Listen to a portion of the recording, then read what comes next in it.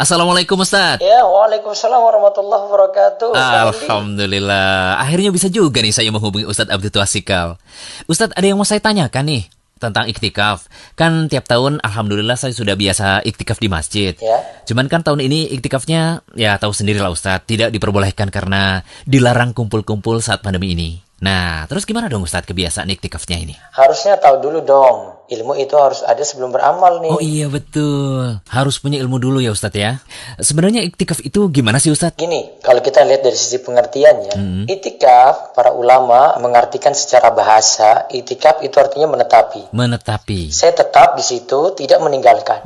Secara istilah atau terminologi, itu adalah menetap di dalam masjid. Ingat ya, di dalam masjid. Namun itu dilakukan oleh orang tertentu dengan niat yang khusus, yaitu dia niat untuk itikaf. Terserah di sini nanti ada itikaf wajib, nazar bentuknya atau itikaf sunnah, bisa juga kita sebut itikaf mutlak gitu, waktunya bebas. Oh gitu. Kalau kita sebut itikaf, itu cuma itikaf dalam kebaikan saja. Terus ada ketentuan lainnya nggak Ustadz? Oh ada Pak Hendi, Oh, ada ada. rukun dan syaratnya. Layaknya ibadah sholat, puasa itu ada rukun, ada syaratnya. Nah, ini perhatikan ini ya Pak Hendi ya. Siap. Saya jelaskan dulu tentang rukun dan syarat untuk itikaf tadi. Pertama nih, orang yang beritikaf itu haruslah memenuhi 3 syarat. Apa aja tuh Ingat Ustadz? ya, Islam, berarti dia seorang muslim. Yang kedua berakal, berarti orang gila nggak bisa itikaf nih. Oh iya dong Ustadz, ya kali orang gila iktikaf.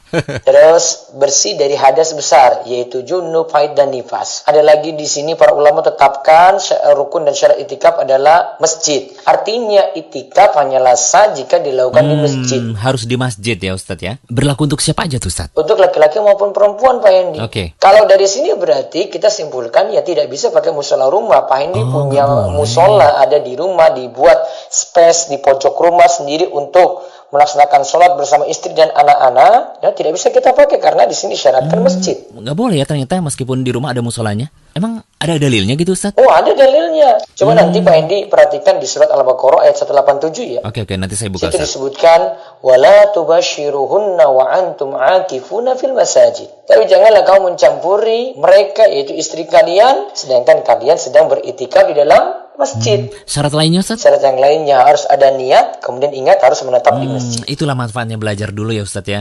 Kita jadi tahu ketentuan-ketentuan seperti itu. Apalagi rujukan dari para ulama. Aduh, terus gimana dong Ustadz nih? Berarti iktikafnya tidak boleh di rumah nih? Ya gimana lagi dong Pak Hendi? Memang syaratnya seperti itu.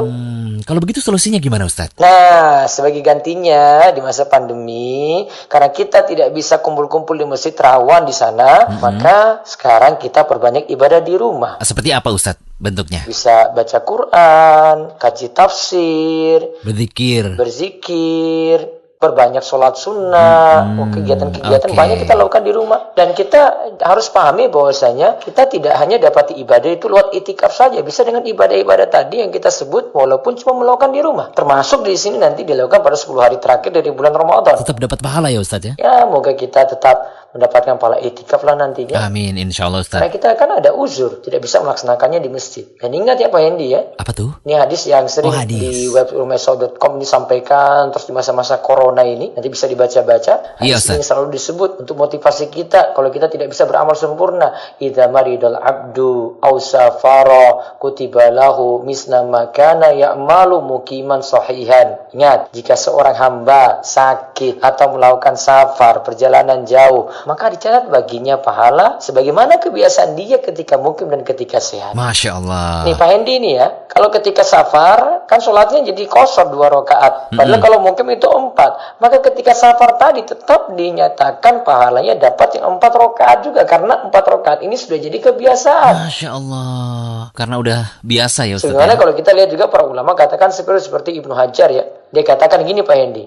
Hadis itu berlaku untuk orang yang ingin melakukan ketaatan lantas terhalang. Ingat ya, terhalang berarti punya uzur. Padahal ia sudah punya niatan untuk lakukan. Ini kita yang sudah punya niatan untuk itikaf, namun ada uzur. Padahal dia udah punya niatan. Dia sudah untuk punya melakukannya. niatan, kalau tidak dia menghalangi, pasti nanti dia lakukan. Namun karena ada Ada uzur. uzur. Iya. Berarti kalau saya sudah punya kebiasaan iktikaf di bulan Ramadan sebelumnya, tetap akan dicatat pahala iktikaf ya Ustadz ya? Iya, seperti itu maksudnya. Alhamdulillah deh kalau gitu. Saya jadi senang nih Ustadz nih. Iya, makanya kita harus jaga amalan secara kontinu, walau jumlahnya itu sedikit. Kuncinya di situ, jaga amalan aja. Nah, itu dia. Sedikit tapi continue. Oke, kalau gitu udah dulu Ustadz. Afwan nih udah mengganggu waktunya. Iya Pak Hendi, semoga Allah jaga antum. Amin. Begitu juga dengan antum dan keluarga Ustadz. Assalamualaikum. Ya, waalaikumsalam warahmatullahi wabarakatuh.